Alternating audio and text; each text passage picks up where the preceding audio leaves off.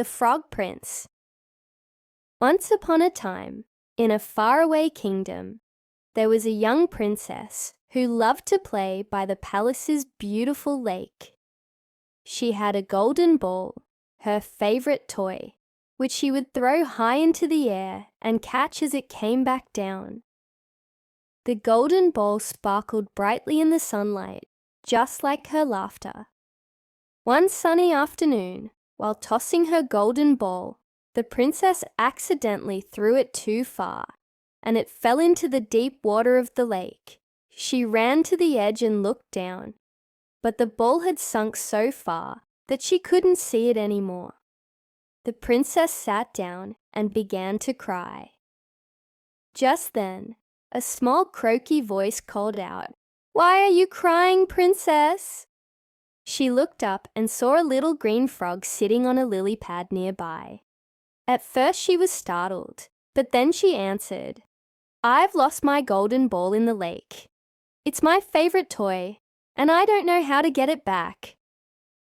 The frog tilted his head and said, "I can help you retrieve your ball, but you must promise me something in return." "What do you want?" the princess asked. The frog replied, "I want to be your friend. Let me eat with you, play with you, and sit beside you in the palace." The princess hesitated, unsure about befriending a frog.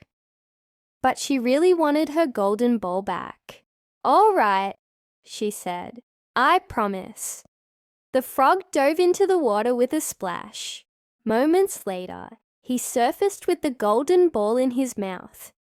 He hopped to the shore and dropped it at her feet. "Here is your golden ball," the frog said with a wide grin. The princess was overjoyed. "Thank you," she exclaimed as she picked up her ball. But instead of keeping her promise, she turned and ran back to the palace as fast as she could, leaving the poor frog behind. That evening, during dinner, there was a soft knock at the palace door. A servant opened it, and there stood the little frog. He croaked loudly, "Princess, remember your promise." The princess froze, her cheeks turning red. She hadn't expected the frog to come all the way to the palace. Her father, the king, noticed her reaction and asked, "What promise is he talking about?" Reluctantly, the princess told her father everything. The king frowned and said, "You must always keep your promises, no matter what. Invite the frog in." So, the princess invited the frog to join her at the table. The frog happily ate from her plate, though she wrinkled her nose the whole time. Later, when it was time for bed, the frog said, "Princess, I am tired. May I sleep in your room?" The princess was horrified. "No," she said, but the king overheard and reminded her of her promise. Grudgingly, she let the frog follow her to her room. When they reached her room, the frog hopped onto her bed. "Let me sleep on your pillow," he said.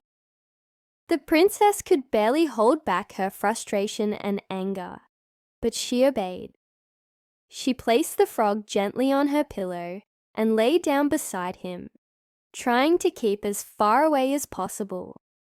As the night went on, the princess couldn't stop thinking about how annoying the frog was. In her anger, she picked him up and shouted, "Why won't you leave me alone?" But instead of tossing him away, she softened, feeling guilty. With a sigh, she kissed the frog lightly on the head. Suddenly, a bright light filled the room, and the frog transformed into a handsome prince. The princess gasped in surprise. The prince smiled warmly and explained, "I was cursed by a wicked witch and turned into a frog. The only way to break the spell was for a kind-hearted person to accept me as I am. Your kiss broke the curse." The princess, now blushing, apologized for not keeping her promise earlier. The prince forgave her, and the two became good friends. Over time, their friendship grew into love, and they eventually married. And so, the prince and princess lived happily ever after, always remembering the importance of keeping promises and looking beyond appearances. And that's all for this story. Through the story, we learn valuable lessons about the noble qualities and core values of a person. 1. Keeping promises. Promises are important. We should keep them, even when it is hard or uncomfortable. For example, the princess did not want to eat with the frog or let him sleep on her bed, but keeping promises shows that you are honest and responsible.